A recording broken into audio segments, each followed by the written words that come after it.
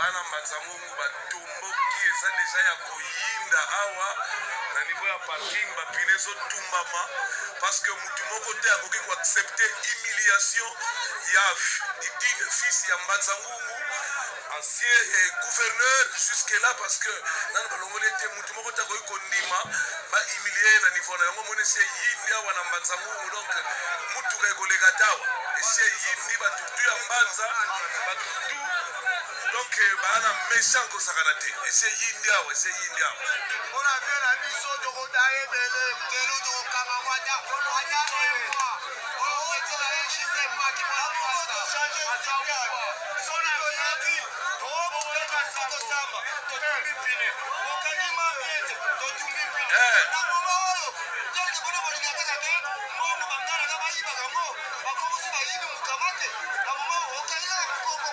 mukamati awa bebiso humiliation basalivie na biso yango esali biso pasi beto bana bamanza mutuna tofue matuna kali emwa nalikaka kabokasi notadi yako kasi notadi yako nalasala ngote ali babelfiso tofue makolia mreki tozotelela binotilika kweza katuwila yango Kongo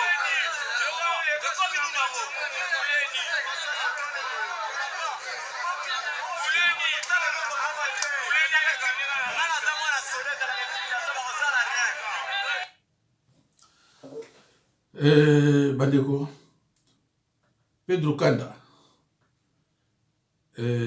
nauti kozwa oyo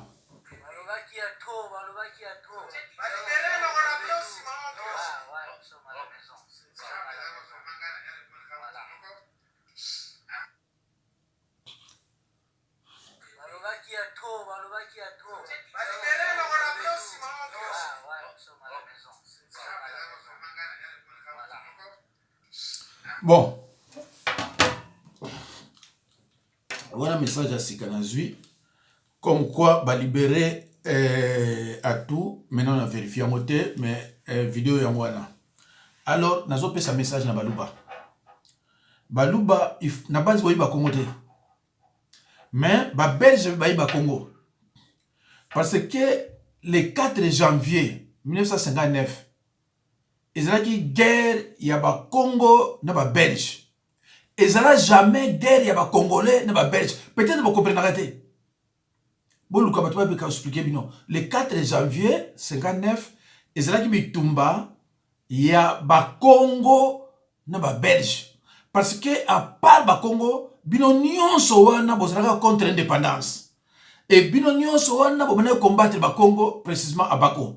Donc le 4 janvier ezalaki guerre ya ba Congo na ba Belge. Ce qu'on a dit histoire te bon luka ngana ibsa bino mais na ça va vidéo pour comprendre. Donc peuple Congo soit tomboki bozé belé maison asimate. Alors nazo mettre ba luba en garde. Il faut qu'on yeba que ba Congo ezamboka na binote.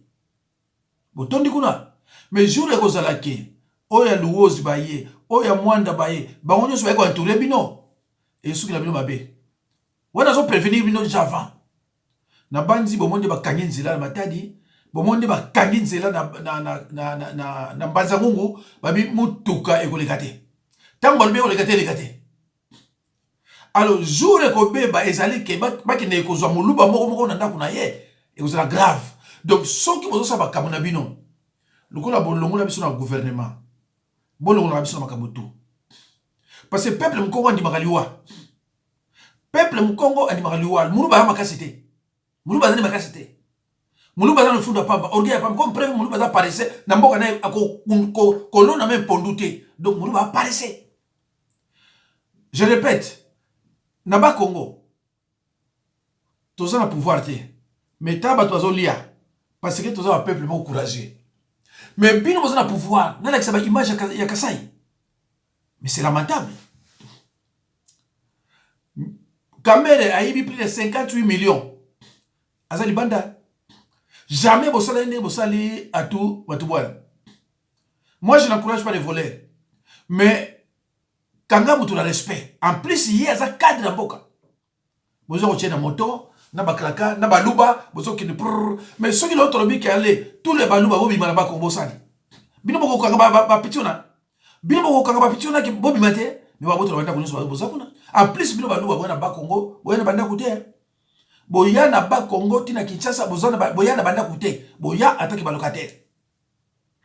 Donc bino baluba boza ka président. Boza la ka président. Parce que ceux qui bino ngosaka na ba Congo, to ko bimisa bino na ba Congo na brutalité. Brutalité bino mosali na ni sauvagerie ou les ariens. Ceux qui to bimisa bino na ba Congo pour bimisa na brutalité.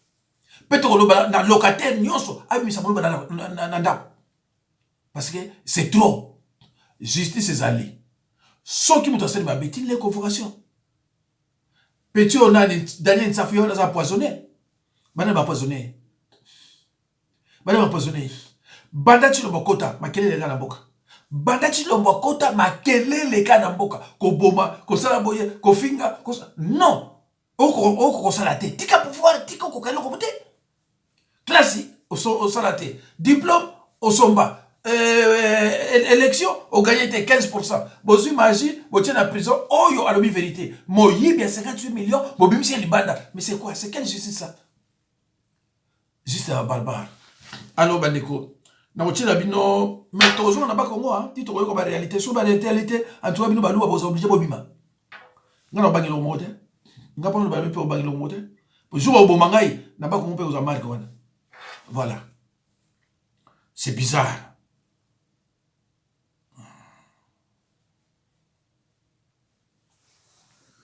Bonjour à tous les Kivusiens et amis de Kivu, c'est Michel Boami. Nous sommes le 14 décembre 2021. C'est Michel Boami. C'est avec amertume que nous venons de suivre la radio et la télévision rwandaise qui vient de nous annoncer l'arrivée de la police rwandaise pour sécuriser la ville de Goma. Après celle de l'armée ougandaise qui est actuellement et qui occupe les Grands Nord, c'est-à-dire dans la province, dans la région de Beni et Butembo. C'est vraiment malheureux pour un président de la République, garant de la nation, commandant suprême des forces armées, qui livre son propre peuple à l'ennemi, à une armée, à une police d'occupation. Nous avons vraiment été stupéfaits d'apprendre cette nouvelle ce matin. Et c'est à ce moment-là que je peux, c'est vraiment décourageant même, et je suis complètement déçu. On pourrait tout croire, sauf à ça.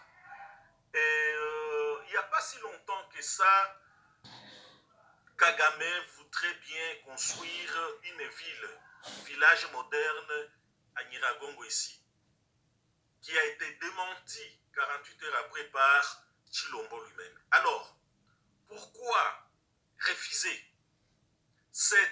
la construction de ce village et accepter à ce que la police de cette même armée occupe et travaille dans la ville de Goma. La ville de Goma n'est pas n'importe laquelle. C'est la 3e ville du pays. C'est la ville la plus importante même de ce pays. Et nous allons assister à la police rwandaise, c'est-à-dire ces mêmes gens qui ont occupé, qui ont tué, qui ont fait génocide ici, dans les Kivu, revenir encore comme sauveurs. Bandugu yangu, mina wasa tunafika kumwisho sasa. Na mina nasema sasa kubenye bangali bana soutenir ule mutu. Wala benye bangali bana espérer kupata quelque chose kwa ule mutu. Mina waza tunafika kumwisho. Tunafika kumwisho. Haifai tena kuespérer quelque chose kwa ule mutu. Na benye bangali banachunga 2023 sema njo batamuto.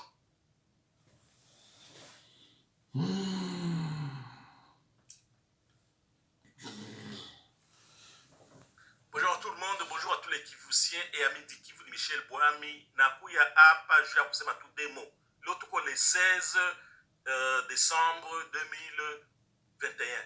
Demo tu. Ile demo benye balikuwa wanasema kudefendre ke Kinshasa ndio takuya kutusaidia, Kinshasa ndio takuya kutudefendre juu ya attaque ya Rwanda, juu ya balkanisation, nyinyi mnaita balkanisation, mimi naita independance ya Kivu. Benaza mumesha kuwa déçu, complètement déçu. Kuonelele Kinshasa ndio nabapana, inabaujisha, inabalivre Rwanda. Na en bref, sitenda mbali, pala kusema kujishiwa na mtu mwingine, utojishiwa mweshere ke kama weye peke unakamata ma responsabilité zako. Benye balikuwa na teze ya kusema kama tunakamata independance ya Kivu, Rwanda itakuja kutuvamia, Rwanda itatuokipe. Sasa mbona inesha kutuokipe, inesha kutuvamia, pourtant hatuyakuwa na independance ya Kivu, pourtant Kinshasa ndio na contrôler, na ile Kinshasa ndio na baujisha. Vous devrez déjà avoir honte de dire ça. Uruma sana. Michel Boami a toujours eu raison. Toujours. Le temps est le meilleur allié de la vérité. Naweza kubachia wakati. Voilà, les preuves sont là. Les preuves sont là kama inafasi peke tukamate ma disposition, tukamata independance yetu sasa. Pisi unaojishwa na mwingine, pisi hajua samani yako. Unaojishwa mwe share. Nye mko munenda munisha ujishwa na Chilombo, munenda munisha uziwa na Kagame.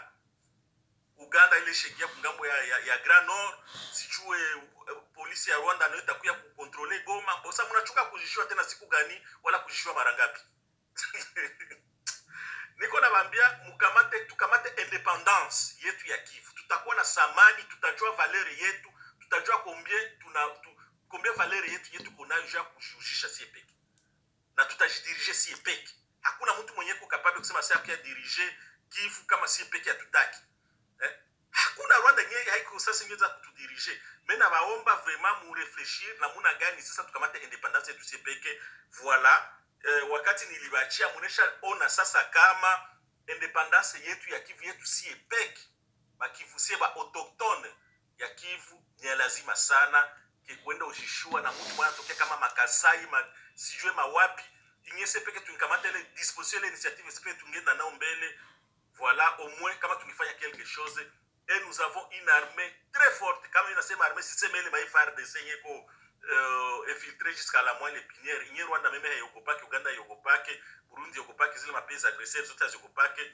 Mais une armée de wazalendo, de révolutionnaires que nous sommes. Asante sana minaza tutakia kurefleshiri sana juu ya hili.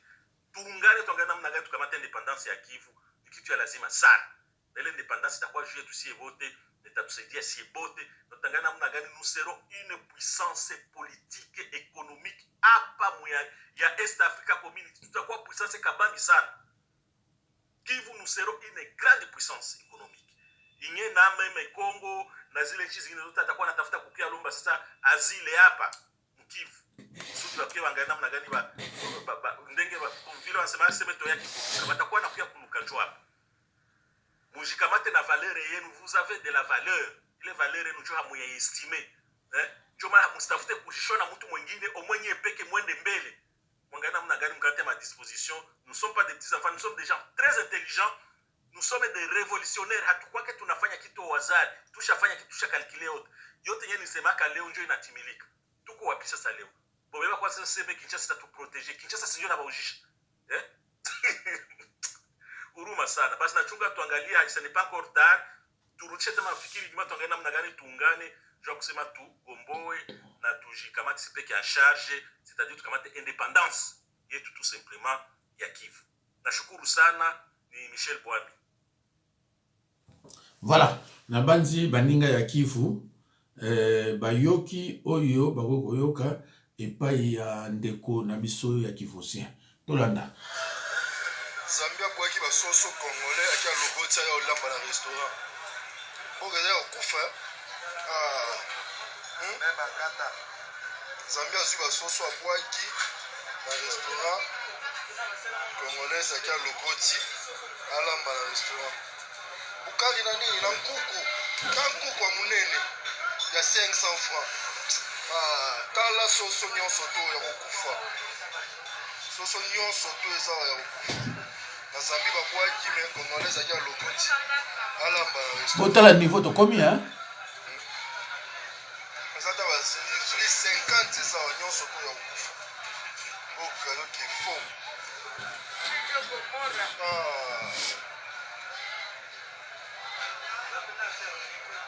bazobenge batune position eske basoso wana eleki to bakangi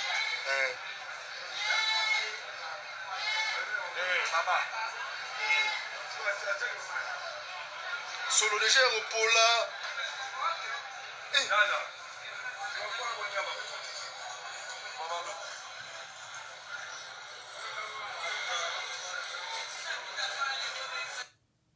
bandeko tomoni bomoni niveau tokomi nango biso bakongolais mboka neti Zambie ebwaka basoso alors bakongolais fo bakini kolokota basoso babwaki basi bekufa fo bakini kolamba yango mama azolokota letala botala niveau tokomi mboka etonda nkita mboka etonda mbongo bayebisa bino soki mokongo aza président te mokongo aza premier ministre te bokosukela boye bomoni yango bokosukela boye gestionnaire aza te bosoki kogere mboka te loko pamba mpona kogere mboka bosoki kokango te boutique ya pamba bokoka kogere yango te magasin bokoka kogere yango te bongo entreprise individuelle bokoka kogere yango ndenge nini est-ce qu'au pays et quel pays hein mutu neti ki etilombo aza diplôme te aza na eloko te ale bino mo bakongole babenge béton ame mundele fo mona bino bazoba parce que mundele ayebi ke moto totile bino akosala rien azokende mpona bainvestisseur babi tokoya te parce que communication sileka na Rwanda congolais abenge nani béton tala mboka ndenge ekoma Tout a commencé par une résistance policière rencontrée à la place de la gare centrale. Mais les manifestants en colère n'ont pas baissé leur garde tout en poursuivant leur bonhomme de chemin à destination du quartier général de la MONUSCO.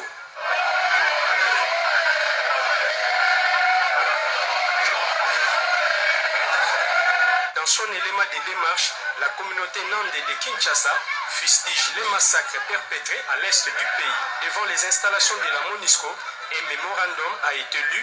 Monsieur le secrétaire général, en vue du carnage qui vient d'avoir lieu juste à quelques mètres de vos positions à Beni, sans aucune intervention dans les chefs de la MONUSCO, détenant pourtant un arsenal de moyens sophistiqués de défense, et en vue des prétextes selon lesquels la MONUSCO attendait toujours une quelconque autorisation de la hiérarchie ou de FARDC, avant toute intervention, la communauté Nande de Kinshasa, organisée au sein de l'association culturelle Nande ACN Kanda Kinshasa, trouve inutile la présence de la MONUSCO et adhère totalement à la demande de la population du Nord Kivu de quitter la province.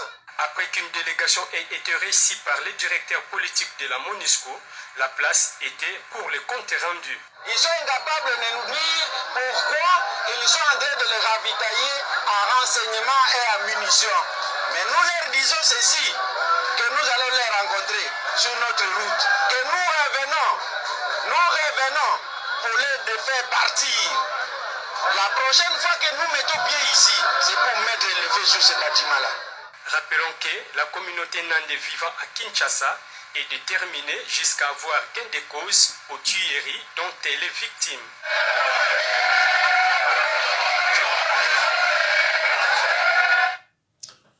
bandeko eza mawa soki peuple na bapoliticien bakomprenaka te epesanga pasi pourquoi tozosouffrir mais tozosouffrir parce que toza na armée te armée ya RDC bino nzo bafa RDC ezokende kuna eza biso te eza armée bato baronde toza na armée te alors toza na armée te depuis quand depuis 90 RDC azalaka na armée te oyo azalaki wana mayele eza te bamindele bakosi ye s'il y a un problème nous on va intervenir abomi armée ye moko et na armée yango afutaka banani afutaka bangwande armée sur la présidence qu'on a. Le reste, ba mongo, ba bunza, ba ni, ba zona, ba mongo te. Donc, avant Akima, azakane na armée te.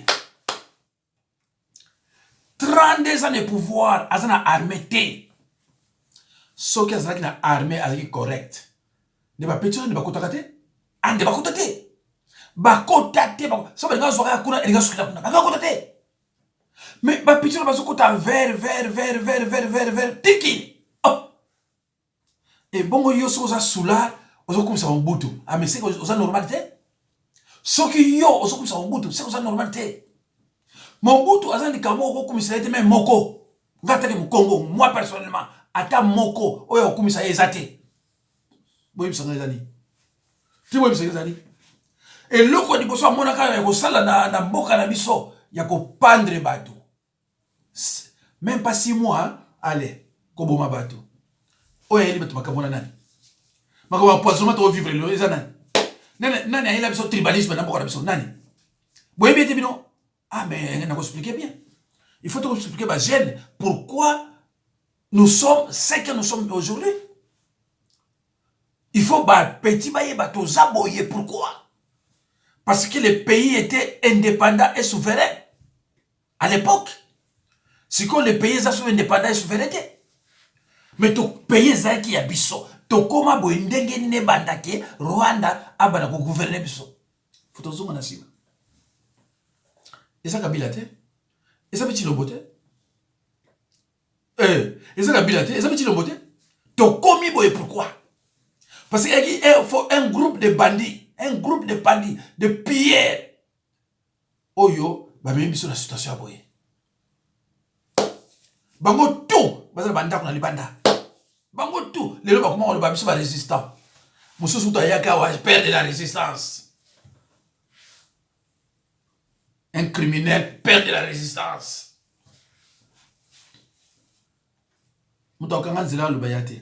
Ça me fait mal. Moi, je vais expliquer les gènes. Ndenge barbare on a pouvoir. Ndenge banda du Koboma. Jusqu'à 80. Vous savez, il y a Koboma. De 65 jusqu'à 80. Il faisait que tuer des gens. J'ai la liste. Et même biso le lot, to comme la situation. Oh yo. Avant Koufa, ayebaki dossier wana. Pourquoi Kabola Kindu? Akabola Kindu, pourquoi? Kindu n'est pas tel quoi avec mon Azok après son état, après moi c'est le délige. Mais parce qu'il y a eu un salipso. Na miniti oyo aza wapi. Abomi bato ebele. Après qu'il soit Congo tout le laté. Il est où? Chaque chose a son commencement et sa fin. Le mal que tu fais à l'autre te rattrapera un jour. Moi, je presse bien mes fidèles. Hein? Tika ko sala ma be ozo sala batou et ko rattrape yo. Ce qui est tiki yo et ko tana banana yo. C'est la Bible. Eh bana Mobutu. Est-ce que nene? Banana ye est-ce que nene? Parce que tant que yo sala bana batu mabe, tant que sala famille batu mabe, yeba que mal wana yo sala et ko rattrape yo. Akima ina caleçon hein. Ce qui na ba couche. Ça fait mal quand on a bana le lot parce qu'on a vite. Dans ça la vidéo dans l'exemple film ndenge ton biso to na revivre. Tant on a bino le loboy, mais ça mawa. Ndenge ba biso on a na poto. On a 9h10 et comme na ville juif. À Kinshasa c'était pareil. Na Sainte-Thérèse na Njili ligne 21 et uti Kinshasa na Zando. Et ya comme na l'herbe na bozawana. Et comme hein? Bas gestionnaire dans Basimba Kimboka. Et Rwanda est commis. Et partout à PDG, la plupart c'était le Congo. Organisation y'a dit. Dans Zimbo Karubo, n'a jamais ba barbare, ba ouji na ba femme fo ya village, n'a jamais ba PDG, n'a jamais ba ambassadeur. Mbokeza. Mbokeza. Et jour où on a la vidéo. N'a pas le la vérité. Oyo amonike songa na titre na kolanda ngote atika ba jeune balanda tala lelo ambulance médicale au Sankuru tala bota na mboka niveau combien bomoni ambulance ya mwana bomoni ambulance bazoki na mama na hôpital tala niveau mboka yali dokolo na baki de Kinshasa o ba yebi dokolo na baki de Kinshasa dispensaire like wana bato bazo traitement place wana hein basoda bazo traitement ofele na bana bango na mama yimo hôpital général donc ba société Marsaviko on a dispensaire on a fait hôpital bato bazo hospitalisé kuna Mobutu akutaki onde wana amindele Palings aki PDG ya onatra Mobutu akomone po zwambo Palings a même sans bon on futa batu ndengeni Mobutu akanga ya bengana na Belgique tu te racontes un malade akangaye oyebi histoire ya onatra te nazo yipsa non Palings botu na batu musuba bi PDG na ki Belge Mobutu bengana pourquoi parce que alingi à s'approprier na mbongo nyo sa onatra Palings a tourné mais comment est-ce qu'on va payer les travailleurs Mobutu zakunate par exemple même aussi c'est un animal Mobutu bengani ya kometa mitiki na nzela le a bengani na zona moko na yo ya wana so yo lingi débat nde Mobutu akina pouvoir senga mpananga oko sambwa senga mpananga to bimangana na télévision oko sambwa pe okimi otikiko bweka olba Mobutu olba pa mutu musu pa ngai te sur les lotos seke toza aujourd'hui c'est barbare armée et ça théorie de tribalisme cause au moment où tu vas dans boka ba na style kobina après yozo ya asakini na ozela nzuzi wa mbombo na ozela sa l'émission bona senga e debanga na ye alo bilanga o bamba sali ngana yitsa ki moyibi o bamba sali et na mbongo o bamba kutaki combien et tambo ki botiki combien bokutaki combien botiki combien. Quand vous savez que tata on a zaki na ye congolais te ate wana sabato ya kabila inafika hapa Uvira ndio nasikiaka bato kabila liengaka Mungu Kalemi bato amani ndio hii ona mukabambi ya bato inakula poro yote hapa poro yetu hapa Kalundu bato wote unabasa mtoto bato hao ni mwingine tu nyumba mzima make batu maelfu na maelfu ndio kwa nakuya ndani ndio bato unasikia bato amani ya kabila ndio hii kama nasikiaka bato amani kabila liengaka ndio hii inafika sasa hapa Uvira yake ya kwanza kondekose Uvira leo ndio inafika ndio hii bato mtasikia tu habari bato kabila liengaka aitembe yake leo ilifika hapa Uvira leo ndio hii orana tukukua bato bato moya special ya kushangaza ona bato kabila aliengaka Kongo manake hata Afrika moja Tanganyika hakuna bato sawa na hii kama bato hakuna pia tubazi bakoma na panda hakuna ukataza na mtoto na nini ila mtu akupenda anaenda galia ndani wake iko shughuli kwa mambo ya bato ndio leo unaona pale ndio bato hii ona pakiti unafanya kazi hapo bato hiyo ona tangia niacha kutembelea bandeko na tikibino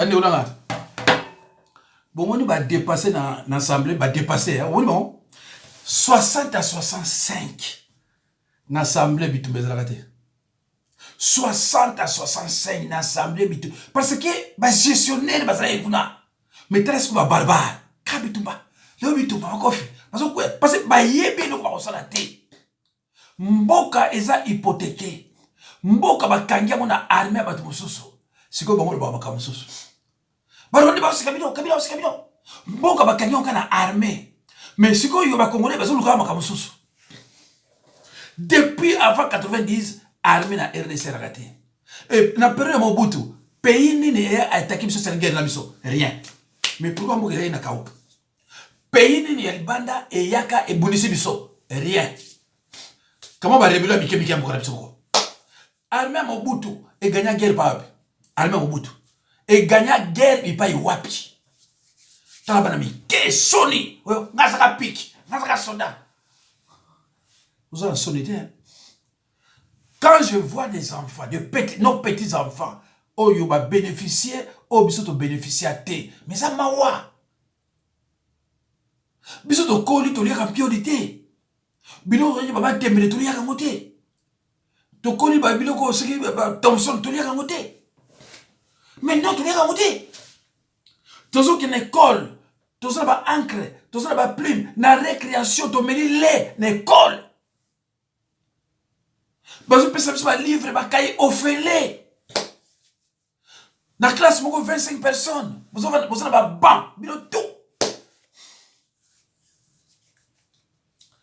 eza mawa tango Mobutu azwi pouvoir kabo papa bakongo baleli ebele batikaki bazonga mboka bayebi biso me akokelo kote boyeba yauti parce que papa na biso bayebaki bato professionnels boyeba yauti akokelo kote 6 mois abomi babi tomoni toyebisa mioni akoki te abandi koboma moto liboso ayina bato bakoma koboma ko empoisonner bato ba prison ya se eza nani tosola mikolo ya je suis pas content. Voilà. Il y a un peuple congolais la souffrance à bout. Merci beaucoup.